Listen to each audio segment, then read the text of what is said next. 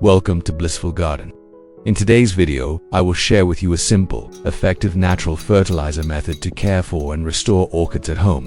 When the rainy season combines with hot and humid weather, orchids are susceptible to fungal and bacterial infections and become weaker day by day. If you are looking for an effective and economical way to care for orchids, watch this video until the end. You will definitely be surprised by the results. If you haven't subscribed to the channel, don't forget to click the subscribe button to support me and not miss any useful orchid care tips.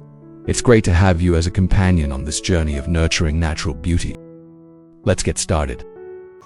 The main ingredient in today's natural fertilizer we need is coffee grounds. Ingredients are easy to find in our kitchen, often thrown away after use, but bring great benefits to orchids. I will use 2 tablespoons of coffee grounds, which is enough to provide nutrients for the plant. Next, I poured 500 milliliters of hot water into the coffee grounds. The high temperature will support the optimal extraction of beneficial nutrients, helping the solution achieve the highest efficiency in orchid care.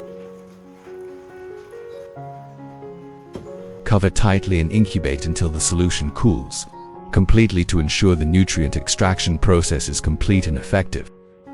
This is a part of orchid after the flowering stage. The plant is now entering its dormant period.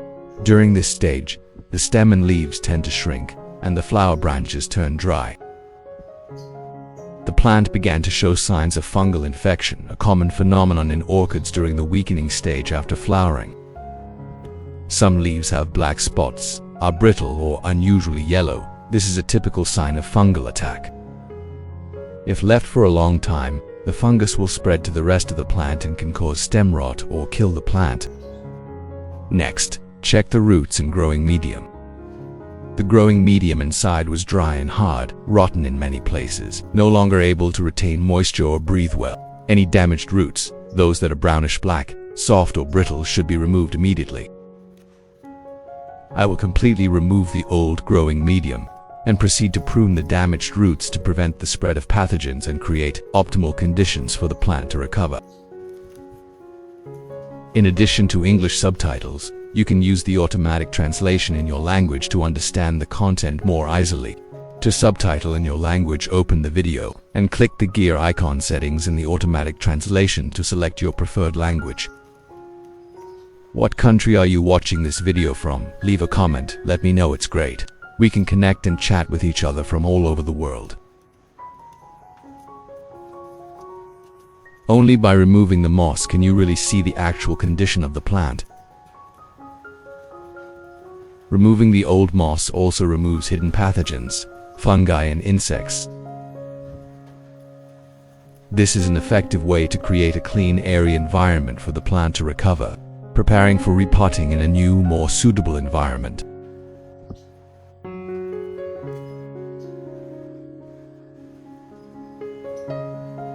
Remove leaves that are dry or show signs of mold to prevent the risk of spreading pathogens to other healthy parts of the plant.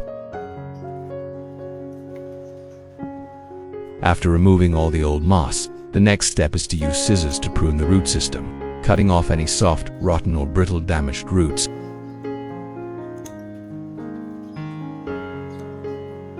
These roots are no longer able to absorb water or nutrients, and keeping them will slow down the orchid's recovery, potentially spreading disease to healthy roots.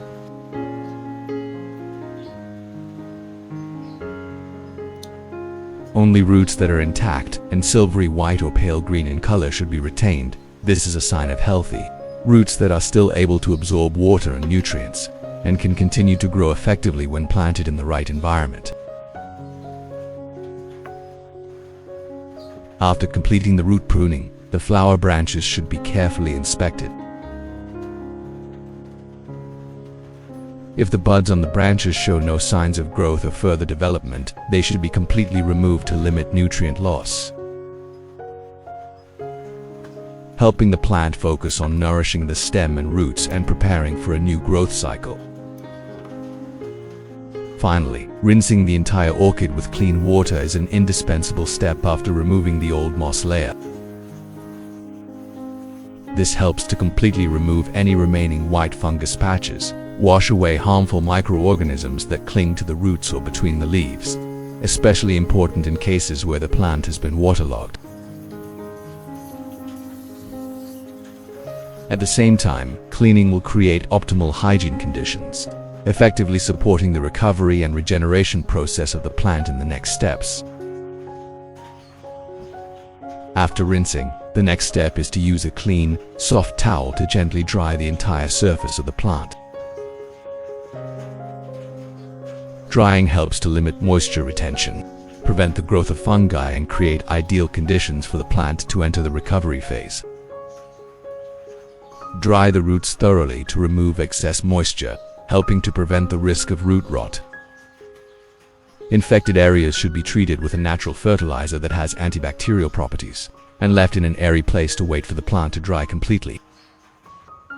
We will use the banana as the second ingredient in the compost while waiting for the coffee to cool and the plants to dry. The key nutrient we tap into in this step is the banana peel, a potassium-rich resource that often goes to waste. Banana peels have many beneficial effects on orchids, especially helping orchids to bloom beautifully and healthily.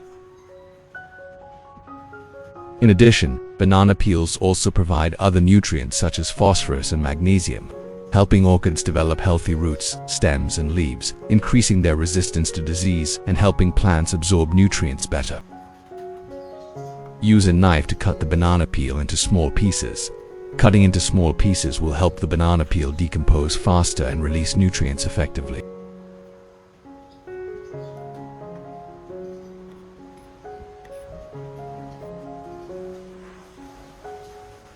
Place the chopped banana peels in a clean glass jar.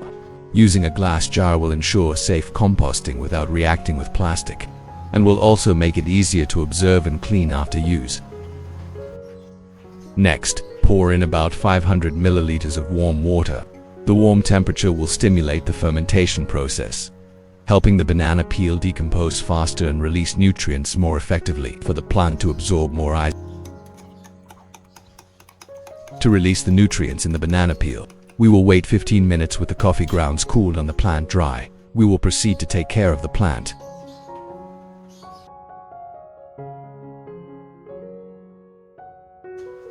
After 1 hour the coffee has cooled, we filter out the residue and use the water to make organic fertilizer.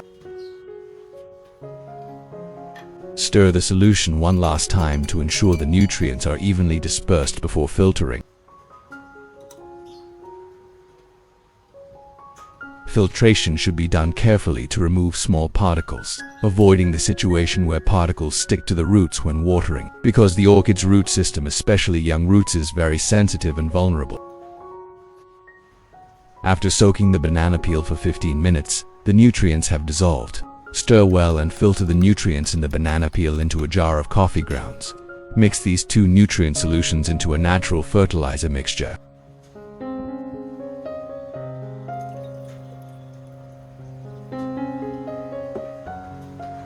Thus we have obtained a mixture of solutions from coffee grounds and banana peels to be able to create natural fertilizer. We will wait 15 minutes for the nutrients in these two solutions to mix together.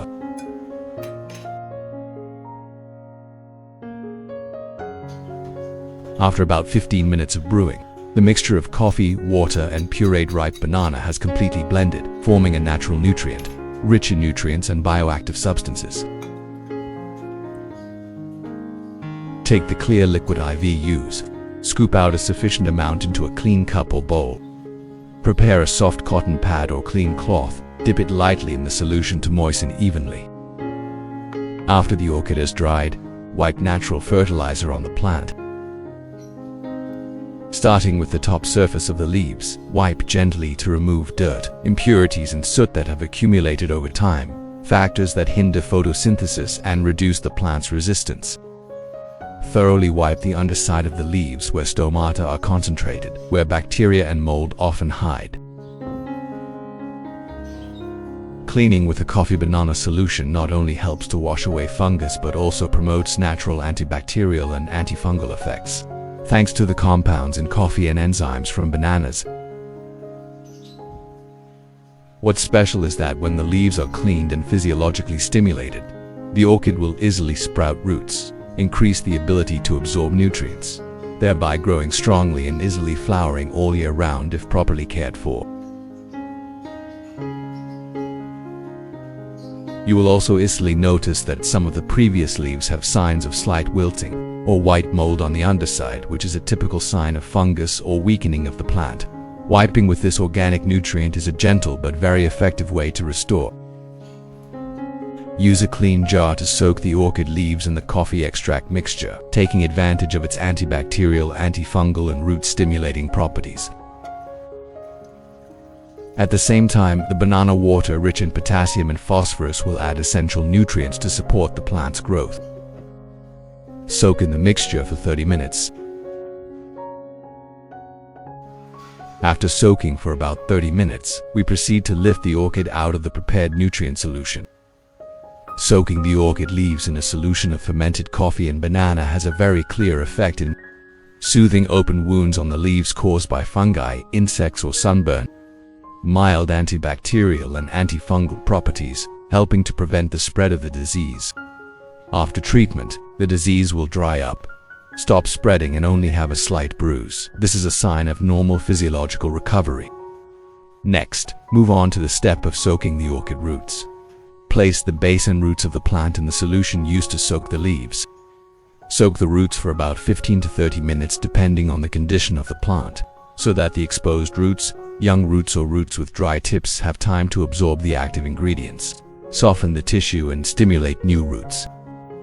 Use a soft cotton pad soaked in the conditioner to wipe the entire orchid leaf, both the top and bottom. This wipe is to complete the treatment disinfection, cleaning process, helping to remove any remaining bacteria, fungi, or dirt on the leaves. This process creates conditions for damaged leaf tissue to quickly dry, form scabs, and begin to recover. After 30 minutes of soaking in the nutrient solution, gently lift the orchid and observe the root system. You can see that the root tips begin to whiten and expand, a sign that the roots are actively searching for and absorbing nutrients.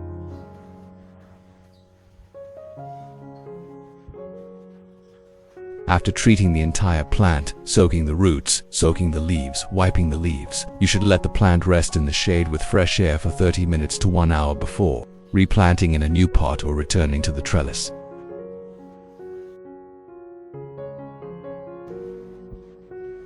After the orchid is dry, I will proceed to remove fungus with cinnamon powder.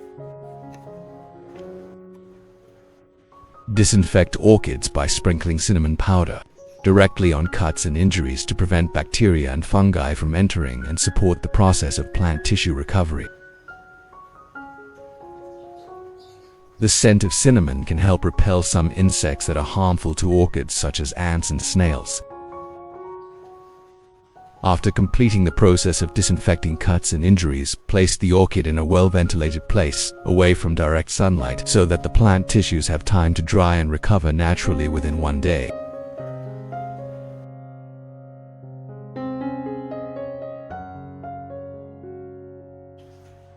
After 1 day for the wounds to heal, I will start the step of replanting the orchid.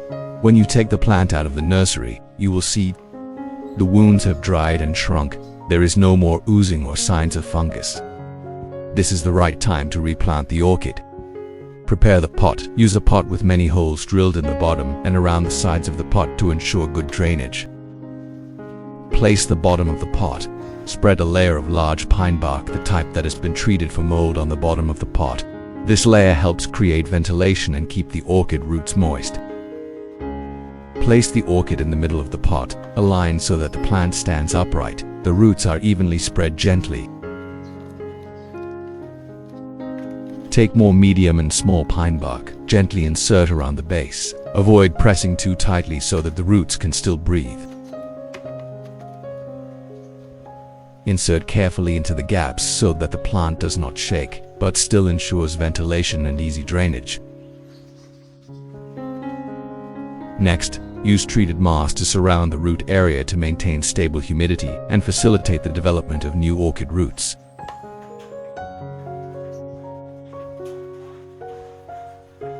After completing the planting, water the plants with a mixture of nutrients from coffee grounds and banana peels to provide necessary micronutrients, support recovery, and stimulate orchid root growth. A mixture of nutrients from coffee and bananas should be watered regularly every 2 weeks. On the remaining days, you can use a spray bottle containing clean water to maintain the necessary humidity. Avoid over. Spray nutrients onto the surface of orchid leaves to remove dirt, improve photosynthesis efficiency, and support optimal plant growth and development. Remove the pot of water after the plant has absorbed enough water and nutrients, and leave the plant in a well-ventilated garden with light sunlight to help the plant grow, avoiding direct sunlight on the orchid. The remaining solution should not be thrown away, because this is still a very valuable source of nutrients. We can use it to care for other orchids in the garden. Use a clean, soft cotton pad or a soft cloth specifically designed for wiping leaves. Start gently wiping the top of the leaves. The purpose is to remove dirt, residue, and old layers on the leaf epidermis, helping the plant absorb light more effectively, improving the photosynthesis process. Then, continue to thoroughly wipe the underside of the leaves where fungi, pathogenic bacteria, or small insects such as mealybugs and sooty mold often reside. Fermented coffee banana nutrients have mild antibacterial properties and provide vitamins, minerals through the leaves, helping the leaves to be shiny, thick, and less yellow over time.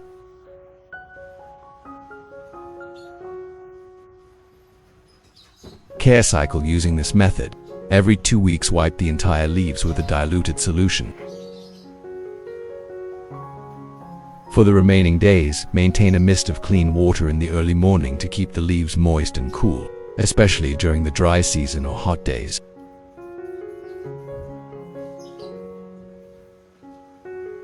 Regularly wiping the leaves not only helps the leaves stay clean, healthy, more resistant to pests and diseases, but also stimulates the plant to secrete natural protective substances, reducing the risk of rot caused by harmful microorganisms.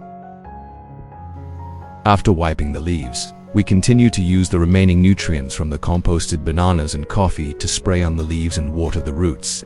This is one of the very effective methods of fertilizing through leaves and roots, helping the plant recover and grow evenly. The purpose is to clean the dirt layer, while creating conditions for the leaves to absorb nutrients through the epidermis, supporting the photosynthesis process more effectively.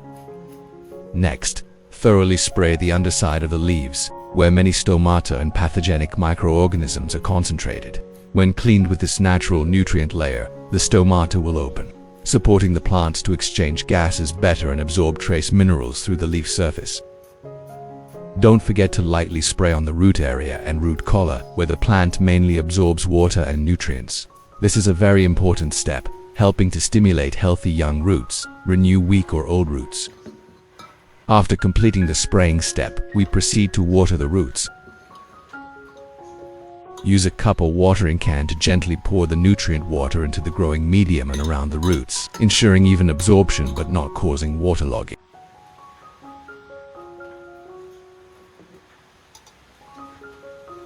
Watering the roots with banana coffee solution helps the plant absorb nutrients through the roots, while stimulating the microorganisms in the growing medium to work, improving ventilation and stable humidity for root development.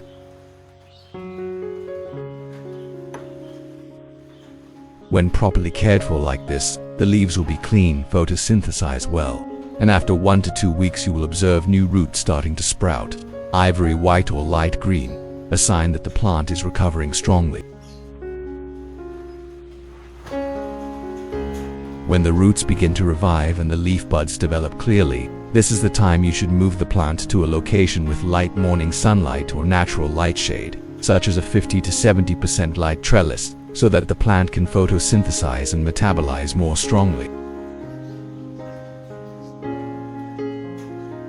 An airy, bright, and humid environment are all key factors to help the plant continue its growth momentum, preparing to enter the flowering or new bud stage. After 28 days of restoring the orchid using organic fertilizer from ripe bananas and coffee, grounds a simple but surprisingly effective solution. As you can see, the orchid has recovered very well, The leaves have begun to become firm again. The leaf surface is clean, shiny, and bright in color, a sign that the leaf tissue is healthy and the ability to photosynthesize has recovered. In particular, the leaves that were previously affected by fungus and rot have now dried and crusted. The lesions are no longer spreading, proving that the fungus has been inhibited, and the plant is recovering naturally thanks to its endogenous defense mechanism. Moving on to the roots, you can see new roots sprouting, ivory white or light green, plump and healthy. That is a sign that the plant is absorbing nutrients well and is strong enough to nourish the entire canopy above. Once the plant has recovered both its roots and leaves, you can rest assured. If you maintain the proper care regimen, the plant will flower next season. The flowers will be dark in color, long-lasting and very bright.